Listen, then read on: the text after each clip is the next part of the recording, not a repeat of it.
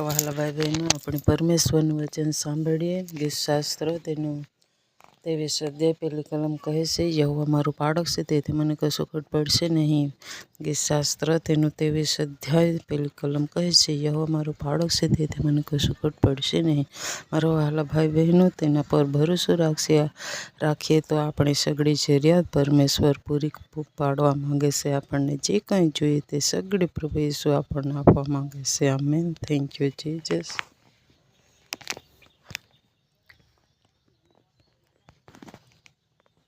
વહાલા ભાઈ બહેનો, આપણે પરમેશ્વરનું વચન સાંભળીએ. ગીતશાસ્ત્ર તેનું 23 અધ્યાય પહેલી કલમ કહે છે, યહોવા મારું પાડક છે, તેથી મને કશું ખોટ પડશે નહીં.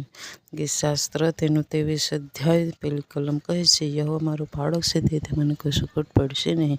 મારા વહાલા ભાઈ બહેનો, તેના પર ભરોસો રાખીએ તો આપણી સગળી જરૂરિયાત પરમેશ્વર પૂરી પાડવા માંગે છે. આપણને જે કંઈ જોઈએ તે સગળી પ્રભુ ઈસુ આપણને આપવા માંગે છે. આમેન. Thank you Jesus.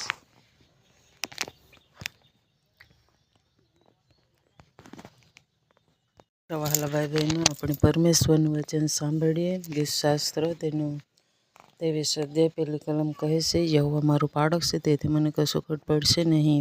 ગીતશાસ્ત્ર તેનું 23 અધ્યાય પહેલી કલમ કહે છે, યહોવા મારું પાડક છે, તેથી મને કશું ખોટ પડશે નહીં.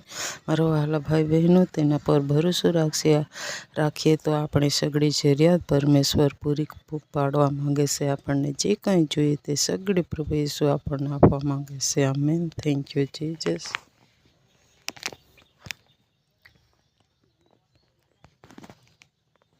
વહાલા ભાઈ બહેનો, આપણે પરમેશ્વરનું વચન સાંભળીએ. ગીતશાસ્ત્ર તેનું 23 અધ્યાય